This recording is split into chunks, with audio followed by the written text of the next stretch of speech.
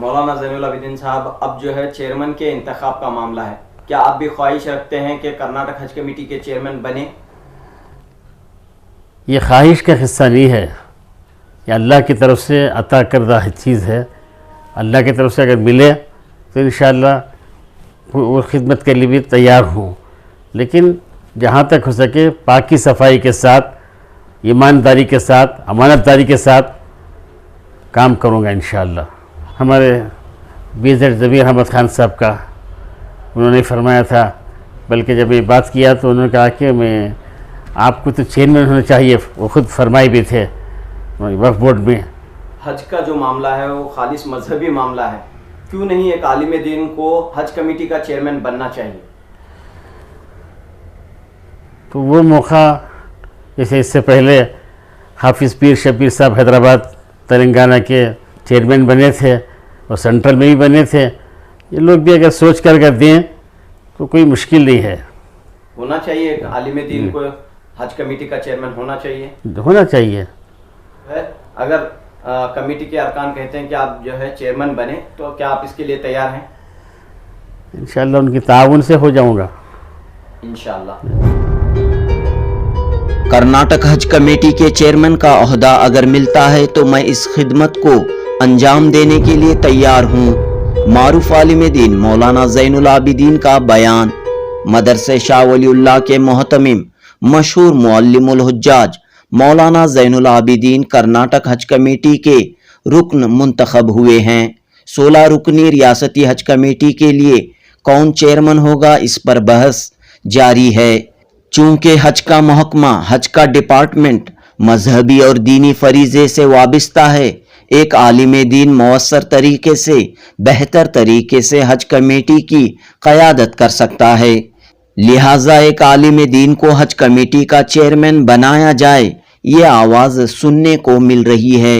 इस सवाल पर मौलाना ज़ैनुल आबिदीन ने कहा कि ओहदे अल्लाह ताला की तरफ से मिलते हैं।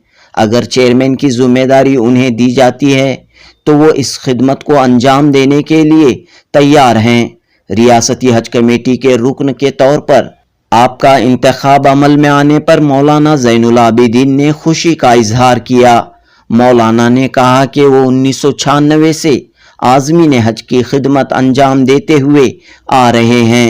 जब से बेंगलुरु के लिए रास्त परवाज़ों का सिलसिला शुरू हुआ, तब से वो आज़मीन की खिदमत व रहनुमाई करते हुए आ रहे हैं। अब रियासती हुकूमत ने उन्हें हज कमेटी के रुकन के तौर पर मुंतखब किया है। मौलाना ज़ैनुल आबिदीन ने कहा कि वो पूरे जोश व जज्बे के साथ अपनी खिदमत के सिलसिले को जारी रखेंगे। साथ ही हज कमेटी में होने वाली बदउनवानियों, करप्शन के खिलाफ आवाज़ उठाएंगे।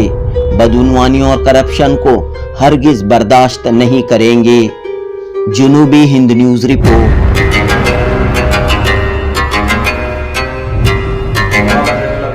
अब जो है चेयरमैन के इंतखाब का मामला है, क्या आप भी ख्वाहिश रखते हैं कि कर्नाटक हज कमेटी के चेयरमैन बने? ये ख्वाहिश का हिस्सा नहीं है, ये अल्लाह की तरफ से अता करदा चीज़ है। अल्लाह की तरफ से अगर मिले तो इंशाअल्लाह वो खिदमत के लिए भी तैयार हूँ, लेकिन जहाँ तक हो सके पाकी सफाई के साथ, ईमानदारी के साथ, अमानतदारी के साथ काम करूँगा इंशाअल्लाह। हज का जो मामला है वो खालिस मजहबी मामला है, क्यों नहीं एक आलिम दीन को हज कमेटी का चेयरमैन बनना चाहिए? तो वो मौका, जैसे इससे पहले हाफिज़ पीर शबीर साहब हैदराबाद तेलंगाना के चेयरमैन बने थे और सेंट्रल में भी बने थे, ये लोग भी अगर सोच कर दें तो कोई मुश्किल नहीं है। होना चाहिए एक आलिम दीन को हज कमेटी का चेयरमैन होना चाहिए। तो इसके लिए आप तैयार हैं? अगर हुकूमत की जानिब से कहा जाता है, कमेटी के तमाम मेंबर्स कहते हैं कि आप इसकी क़यादत करें, तो इसके लिए क्या आप तैयार हैं?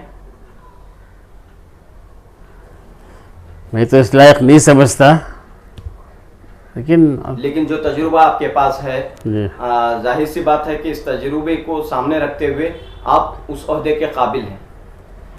मैं नहीं बोल सकता, मैं तो दावा नहीं कर सकता, लेकिन आपका तजुर्बा बता रहा है अल्हम्दुलिल्लाह, क्योंकि जिस अंदाज में आप खिदमत करते हुए आए हैं, जिस तरीके से आप जो है हाजियों की रहनुमाई करते हुए आए हैं, तो आपको जो है अगर कमेटी के अरकान कहते हैं कि आप जो है चेयरमैन बने, तो क्या आप इसके लिए तैयार हैं?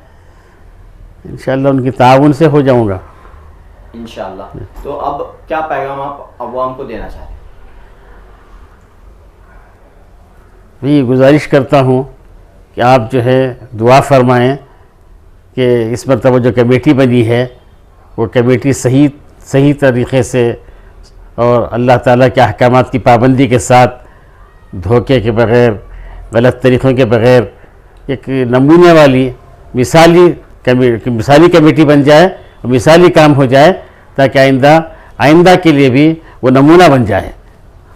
हज कमेटी में शामिल होने के लिए कई तरह के सिफारिशात, दबाव, इन्फ्लुएंस लगाया जाता है, तो कहीं आपने भी कुछ इस तरह का इन्फ्लुएंस इस्तेमाल किया है, सिफारिश का सहारा लिया है यहाँ तक पहुँचने के लिए? नहीं।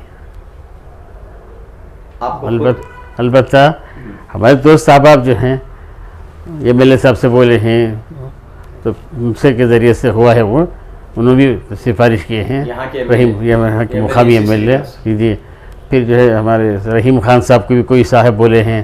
तो इस तरीके से मैं तो अपने तौर से मुझे तो ओहदे पसंद नहीं हैं, ओहदा मिल गया तो उसकी खिदमत करना मसला। तो इस मौके पर किन किन का आप शुक्रिया अदा करना चाहते हैं? जी, किन अहबाब का आप शुक्रिया अदा करना चाहते हैं? हमारे BZ ज़मीर अहमद खान साहब का, उन्होंने फरमाया था, बल्कि जब ये बात किया तो उन्होंने कहा कि मैं आपको तो चेयरमैन होना चाहिए, वो ख़ुद फरमाए भी थे वक्फ बोर्ड में। वो जो इसके वो खासियों का जो हुआ था, उस वक्त जब मैं पहुंचा था तब हमारे BZ ज़मीर अहमद साहब ने मुझसे कहा था, अरे आपको तो चेयरमैन बनना चाहिए। तो ये कहा, मैं उनका भी शुक्रिया अदा करता हूँ, रहीम खान साहब को भी शुक्रिया अदा करता हूँ, और फिर यूनुस साहब जो रहीम खान साहब के साथ रहते हैं उनका भी शुक्रिया अदा करता हूँ, संपत साहब जो साबिक़ मेयर थे उनका भी, फिर ये श्रीनिवास MLA उनका भी शुक्रिया अदा करता हूँ। और जिन्होंने भी हमारे दोस्त अहबाब में जो ख्वाहिश रखते थे और मेरे बारे में बोलते थे कि बन जाएं, उन सब का मैं शुक्रिया अदा करता हूँ। का मौका मिल रहा है, तो आपकी क्या कोशिश रहेगी कि इंशाअल्लाह कोशिश ये रहेगी कि जहाँ तक हो सके बदनामी से बचाने की, आम तौर से वो हो गया, ये हो गया, इस तरह जो बातें चलती हैं, पहली कोशिश ये रहेगी कि बदनाम न हो। ये चूँकि ला ईमाना लिमन ला अमानत लहू, जिसके पास अमानतदारी नहीं है उसके पास ईमान ही नहीं है। हज़रत फ़ारूक़ आज़म रज़ी अल्लाह तआला अन्हु और हज़रत अली करमल्लाहु वजहू दोनों आपस में बातचीत कर रहे थे। फिर उसके बाद जैसे ही ज़ाती बात शुरू हुई तो चिराग बुझा दिए, क़यामत तक के लिए बताने के लिए कि हम इससे जो है फ़ायदा जो उठाएंगे वो अपनी ज़ात के लिए नहीं, अपने मफाद के लिए नहीं। तो इस तरीक़े से मेरी नीयत है, अल्हम्दुलिल्लाह मैं कोशिश करूँगा कि जहाँ तक हो सके पाक साफ़ सिस्टम हो, और जो है किसी को न खाना है न खिलाना है, न खाना है न खिलाना है, बल्कि दीन की खिदमत करना है, ताकि हुज्जाज किराम सुकून के साथ जाएं और वहाँ जाके बजाय बदवा देने के दुआएं दें।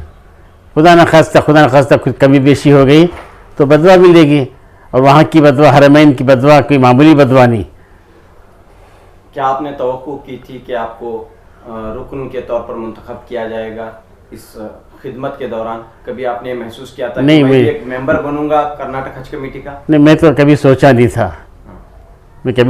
था, लेकिन हमारे बहुत सारे वॉलंटियर कभी हमेशा बोलते भी थे, हमारे बड़े बुजुर्गों में भी कहते थे किसी तरह तुम अंदर दाखिल हो जाओ। मैं बोलता नहीं, दाखिल हुए बगैर भी अल्लाह काम ले रहा है, तो काम लेने के लिए दाखिल होना क्या भी ज़रूरी नहीं है। लेकिन अल्लाह ताला अपने करम से इस वक्त मौका दिया है, मैं हुकूमत का मशकूर हूँ। अभी आपको मौका मिला है, जैसा कि आपने जिक्र किया कि कर्नाटक हज कमेटी के ख़िलाफ़ जो है बदउनवानियों के, करप्शन के इल्ज़ामात रहे हैं, तो ऐसे में आप जो है आपका क्या रोल रहेगा?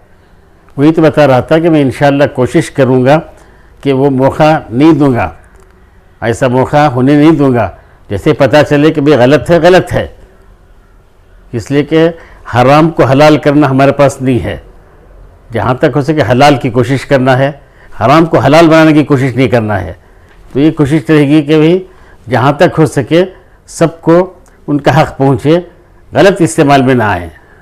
इसीलिए फ़ारूक आज़म का मिसाल दिया मैं, ये बत्ती जो है बुझा दी है कि बात हज़रत अली ने पूछा क्यों, कि अब तक जो है हमारे इस्लामी इसकी बात हो रही थी, जिम्मेदारी पर थी, अभी अपनी ज़ाती बात हो रही है इसलिए बत्ती बुझा दिया। अल्लाह ताला का फरमान है, आऊज़ु बिल्लाहि मिनश शैतानिर रजीम, लइन शकरतुम लाज़ीदन्नकुम, अगर तुम नेमतों का शुक्र अदा करोगे तो मैं ज़रूर भी ज़रूर नेमतों में इजाफ़ा करूँगा।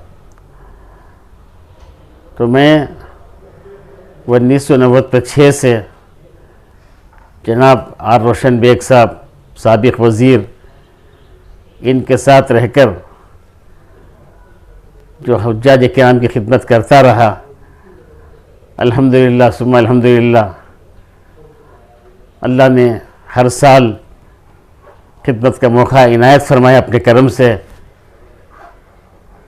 मेरी तलब भी उसी के करम के सदक़े हैं, कदम उठते नहीं उठाए जाते हैं।